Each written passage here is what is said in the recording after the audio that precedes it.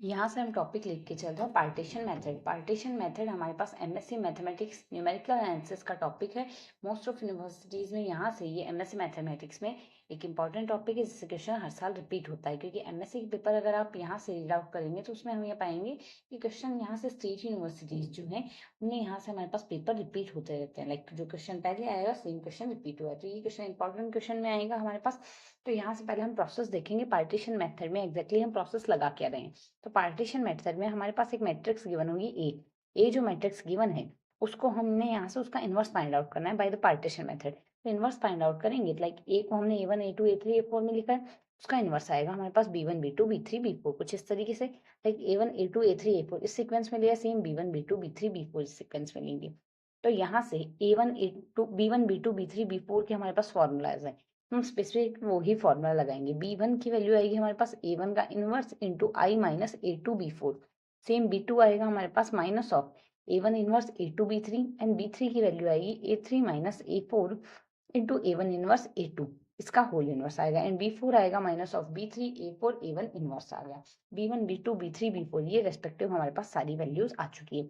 ये वैल्यू हमने रिप्लेस करनी, सिर्फ ये वैल्यूज हमने रिजल्ट की तरह याद रखनी है ताकि हम इजीली अप्लाई कर सकें। तो अब अगर हम यहाँ से देखें हमारे पास मैट्रिक्स है क्या। यहाँ से अगर देखिए सबसे पहले हमें यहाँ से 3x3 मैट्रिक्स दी हुई है। अब इस 3x3 मैट्रिक्स में हम जैसे देखते हैं यहाँ से ये जो मैट्रिक्स है ये मैट्रिक्स A1 बनेगी, रिस्पेक्टिवली ये मैट्रिक्स A2 बनेगी, ये 1x1 की A3 मैट्रिक्स बनेगी और ये 1x2 की A4 मैट्रिक्स बनेगी। कुछ इस तरीके से हमने सिंप्लीफाई करना है A1 A2 A3 और A4 को। ये बन गई रेस्पेक्टिवली। अगर हम देखें A1 हमारे पास 2x2 की 1 1 4 3 कुछ इस तरीके से हम यहाँ से फिगर आउट कर सकते हैं। ये वैल्यू आ गई। A1 का इन्वर्स निकालना है। A1 इन्वर्स निकालने का तरीका होगा हमारे पास जो डायगोनल एंट्री है इनको आपस में इंटरचेंज कर दें तो 3 और 1 आ जाएगा, और नॉन डायगोनल एंट्री को माइनस से मल्टीप्लाई कर दें तो -1 -4 आएगा।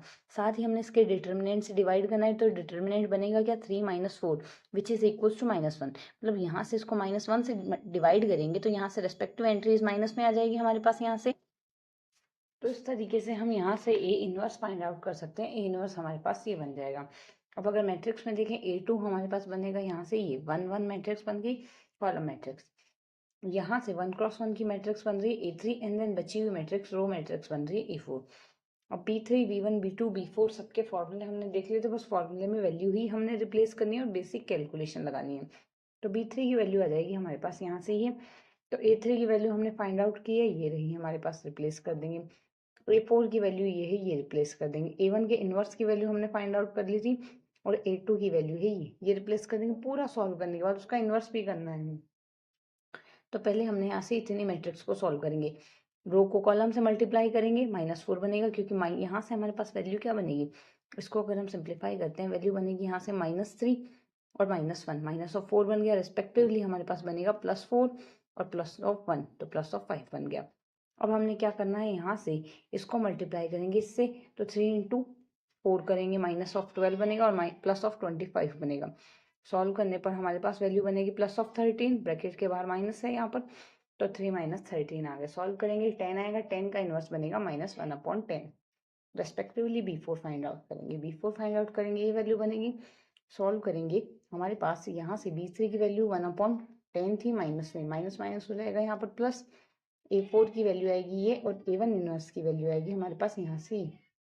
सॉल्व करेंगे तो रो को करेंगे हम कॉलम से मल्टीप्लाई, मतलब 3 को -3 से, 5 को 4 से रेस्पेक्टिवली। हम यहाँ से इसी तरीके से सेम पैटर्न लगाएंगे इसके लिए, 3 को 1 से और 5 को -1 से। सॉल्व कर लिया। सॉल्व करने से हमारे पास यहाँ से ये हमारे पास अगर मैट्रिक्स देखेंगे, मैट्रिक्स हमारे पास कितने की है, ये मैट्रिक्स है 1x2 की और ये 2x2 की, तो 1x2 की बनेगी, ये बन गई 1x2 की मैट्रिक्स। B4 बन गई। रेस्पेक्टिवली हमें B2 निकालना है। B2 के लिए फॉर्मूला ये है, सीधा सीधा मल्टीप्लाई करेंगे। माइनस ऑफ B3 है यहाँ पर, तो +1/10 आ गया। सॉल्व कर लिया। सॉल्व करने पर वैल्यू बनेगी यहाँ से हमारे पास ये। इसी तरीके से B1 निकालना है तो B1 निकालेंगे तो ये वैल्यू आएगी इस फॉर्मूला में, मान रखिए। आई हमारे पास 2x2 की आइडेंटिटी मैट्रिक्स को रिप्रेजेंट करेगा यहाँ पे, तो जैसे ही सॉल्व करेंगे ये वैल्यू बनेगी। इसको पहले हम इस एंड मैट्रिक्स को सॉल्व कर लेते हैं, फिर इसको हम 2x2 से मल्टीप्लाई कर देंगे, मतलब इसको इससे और इसको इससे मल्टीप्लाई, रेस्पेक्टिवली इसको इससे एंड देन इसको इससे मल्टीप्लाई। सेम प्रोसेस करेंगे, ये वैल्यू बनी। तो हमारे पास हमारे 14/10 बन रहा है, जिसको हम 1.4 लिख सकते हैं। 2/10 0.2 आ गया, -1.5 बन गया एंड देन 0 आ गया। 2 क्रॉस 2 की ये मैट्रिक्स बन गई।